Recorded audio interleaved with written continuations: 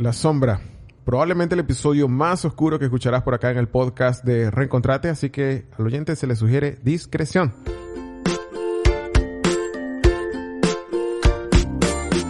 Te doy la bienvenida al podcast de Reencontrate. Por aquí te saluda Landy Zahir. Cuando buscamos en Google la definición de sombra, nos dice parte de un espacio al que no llega la luz. Una imagen oscura que proyecta un cuerpo opaco sobre una superficie al interceptar, atención con esa palabra, interceptar los rayos de luz. La forma en la que opera la sombra es bastante particular. Y eso es lo primero que te voy a exponer por acá. Fíjate, nosotros tenemos las tres personas. Yo, que es primera persona, la segunda persona que es tú, y la tercera persona que es él, ellos. Eso. Ella. La sombra habita en el yo, está en el yo, es parte del yo. Es parte de la primera persona.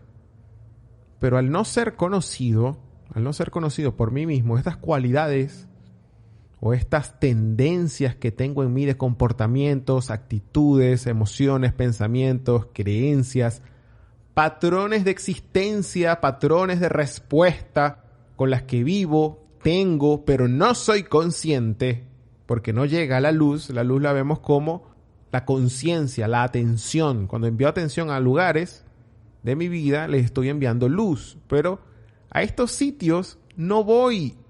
En gran parte porque tengo miedo de lo que puedo encontrar.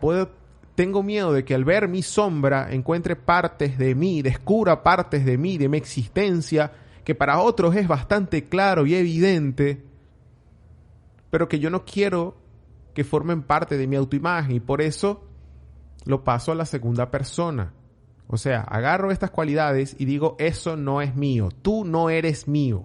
Hago una división en mí, niego lo que está en mi sombra, estas actitudes a veces de egoísmo, de narcisismo, de dependencia, de victimización, de dramatismo, de orgullo, engreimiento, lástima, de manipulación, de hipocresía, de impulsividad, de rechazo. Todos estos comportamientos y patrones que están en mi sombra, yo digo que no me pertenecen a mí. ¿Y qué hago? Luego lo proyecto a la tercera persona. Son ellos. Lo veo clarito en las otras personas. Y esto se ve claramente cuando tengo estos impulsos acá por pelear contra la mentira, por ejemplo. Las personas que están muy preocupadas por esto de la verdad, de que hay que decir la verdad y que no hay que decir mentiras porque decir mentiras es malo y no soporto a los mentirosos, son las personas que más se mienten a sí mismas en primer lugar y son las personas que más mienten también. Ahí comenzamos a ver a la sombra actuando. Quienes más están preocupados porque su pareja no les sea infiel son los principales infieles.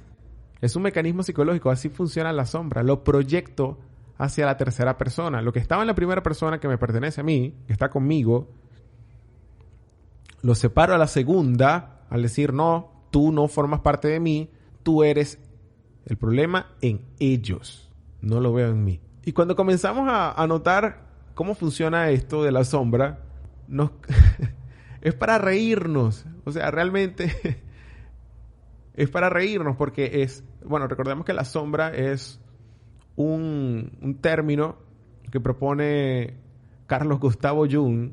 Todo el concepto y el funcionamiento de la sombra podría verse que es también a su vez la sombra un funcionamiento que viene acompañado por la energía del trickster o del bromista, el arquetipo del bromista, del fool que hace bromas.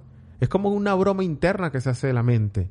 El problema acá es que al yo estar negando mi sombra, estoy también invirtiendo un montón de energía por mantener una fachada de quien creo que soy. Entonces digo que no debo sentir rabia y bueno, la rabia quiere salir, pero yo busco reprimirla y tal.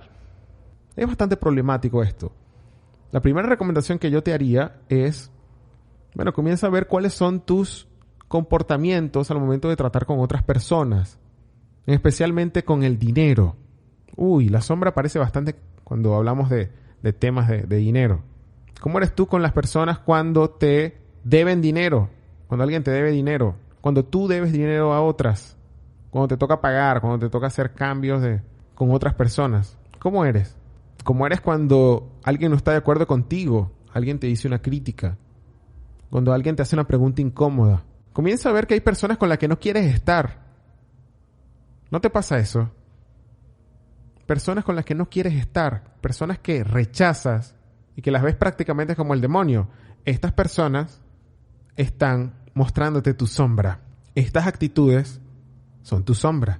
Fíjate, cuando comenzamos a ver cómo funcionan estos mecanismos, tú vas a ver que hay parejas que están casadas o viven juntas durante años y años y años y años, y los dos siempre están peleando, y realmente los dos pelean por las mismas cosas durante décadas, y son las dos sombras buscando mostrarse una a la otra, pero ninguno de los dos se da cuenta. Niegan su sombra y la proyectan hacia el otro. El culpable es él, la culpable es ella. Ella me está amargando la vida, él me está amargando la vida. No, es por esto. No me he dado cuenta que soy igual a él es igual a mí. Nuestra sombra es la misma.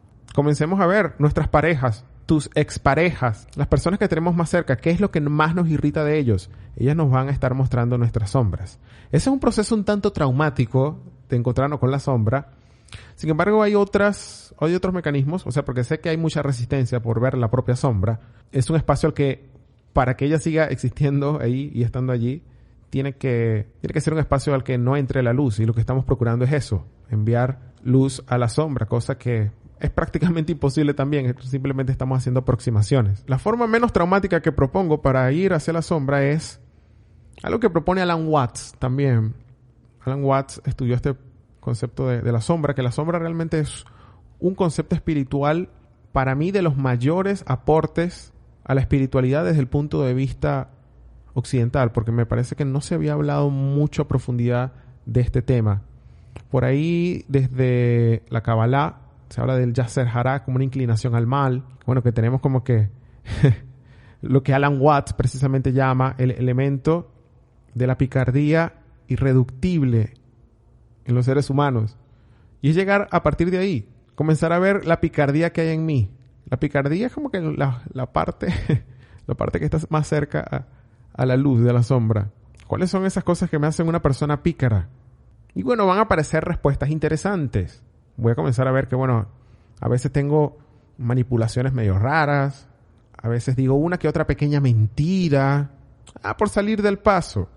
Algunas deshonestidades. Unos goces raros. Y voy a comenzar a reírme de eso, realmente. Voy a comenzar a reírme de eso. A diferencia del primer método que te compartí para ver la sombra, voy a tomármelo con más humor. Porque voy a decir, oye, sí, ¿verdad? Porque he pasado toda mi vida viendo como que lo grandioso que soy y todas las cosas positivas que hay en mí, lo buena gente que soy y tal.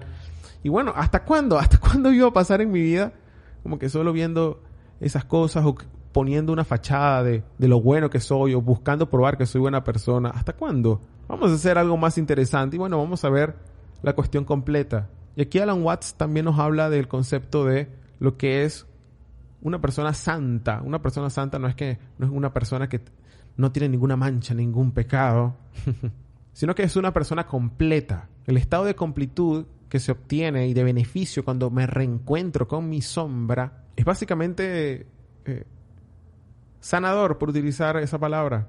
Hay muchísima más energía disponible. De paso, en la sombra hay un gran potencial creativo. La creatividad viene de la sombra. Entonces, cuando estoy integrando más mi sombra, soy más completo, soy más santo, soy más creativo. Soy realmente más yo.